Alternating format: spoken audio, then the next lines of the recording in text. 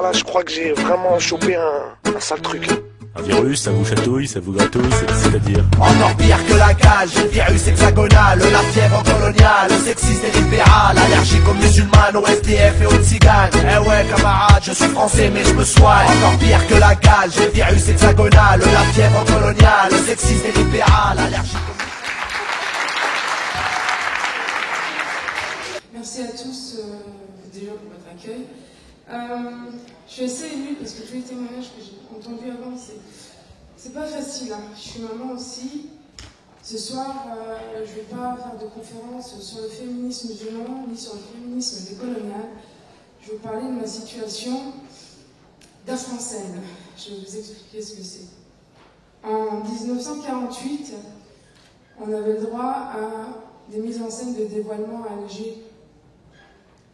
En 1989, deux jeunes collégiennes menaçaient toute l'institution scolaire, ce qui a permis la libération d'un racisme acceptable, selon Saïd Ouamama.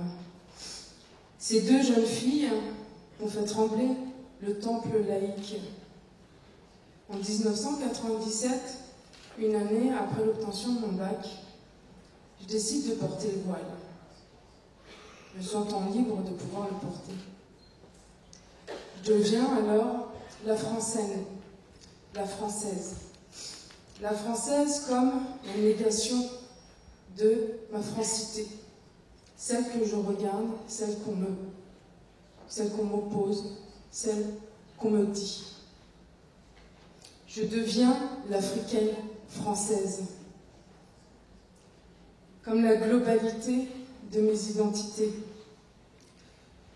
comme l'explication du traitement différencié que nous, enfants d'indigènes, enfants d'ex-colonisés, avions par rapport aux autres Français.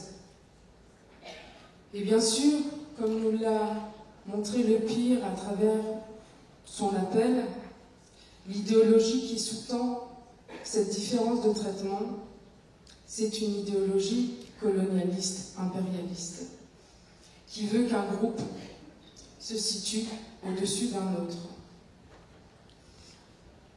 En 1999, je refuse l'affront et la violence d'un conseil de discipline.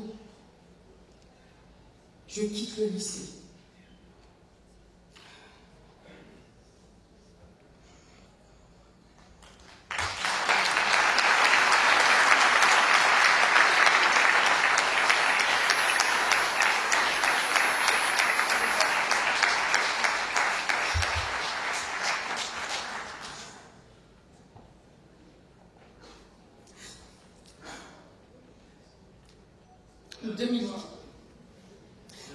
En 2004,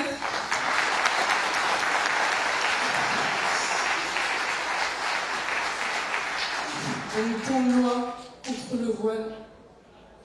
En 2013, une première proposition contre le voile à l'université, que je nomme alors la chasse aux sorcières, parce qu'à ce moment-là, je me sens persécutée. Moi qui ai repris des études par correspondance, qui ai fait exprès de ne pas avoir à supporter le regard des enseignants sur moi à ce moment-là, pendant toute mon université, jusqu'au doctorat. Et donc je me sens persécutée.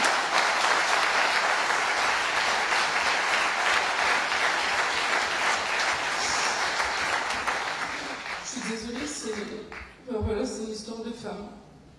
C'est une histoire douloureuse. C'est une histoire d'Afrançaine.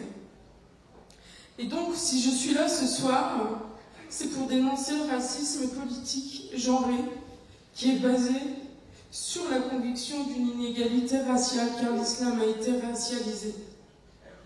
Une discrimination raciale dans l'éducation qui frappe les femmes musulmanes et pas seulement dans l'éducation.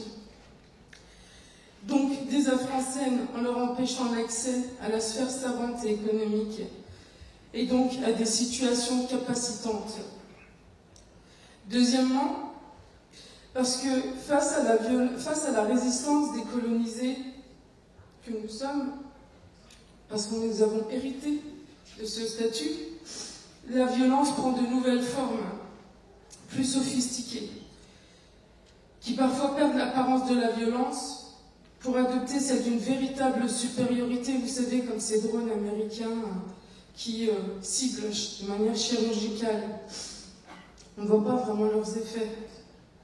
Et donc aujourd'hui, la violence, elle prend l'effet d'une mort sociale des femmes voilées en France, des femmes musulmanes.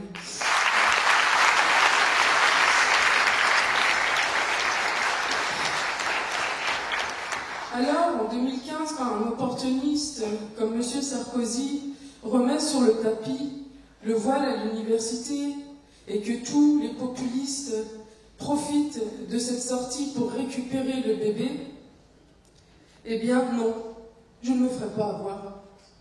Non, je ne justifierai pas ce fichu que je porte sur la tête. Non, je ne justifierai pas de mon afro-canité. Je ne choisirai pas entre mon projet professionnel, le plaisir que j'ai à apprendre, à analyser, à comprendre et à partager, entre ma négritude qui m'a permis justement ce savoir, cette conscientisation sur les effets de l'aliénation qui est le résultat finalement d'un long processus de domination coloniale. Et donc, je finirai sur cette note, c'est-à-dire que mon afro-canité, c'est aussi deux parties de moi-même, dans laquelle l'une, la française, refuse de dire à l'autre à quel point elle la fait souffrir et à quel point elle continue à la faire souffrir. Alors non, ma négritude ne se limite ni à mon voile, ni à mon non-voile, mais à ma conscience des enjeux qui sous-tendent ces lois. Alors, face à ces multiples violences, ne nous faisons pas avoir, et je voudrais terminer là-dessus, c'est que nous devons apprendre, et ça je le prends d'une citation du colloque sur la colonialité, l'intersectionnalité du CEDREF, dans lesquels, je ne sais plus j'ai oublié de noter la référence, quel auteur disait que ces persécutions, ces oppressions multiples ouvrent les possibilités quant à l'émergence de différents types d'attitudes et de comportements insubordonnés adoptés par les femmes racisées. Et aujourd'hui, à nous, femmes racisées, de montrer nos capacités de créativité en termes d'insubordination.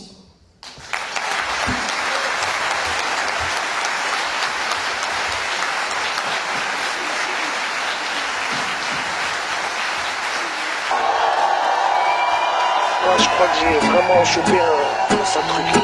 Virus, ça vous chatouille, ça vous gratouille, c'est-à-dire. Encore pire que la cage, le virus hexagonal, la fièvre coloniale, le sexisme et libéral, allergique aux musulmanes, au SDF et aux tziganes. Eh ouais camarade, je suis français mais je me soigne. Encore pire que la cage, le virus hexagonal, la fièvre coloniale, le sexisme et libéral, allergique aux musulmanes.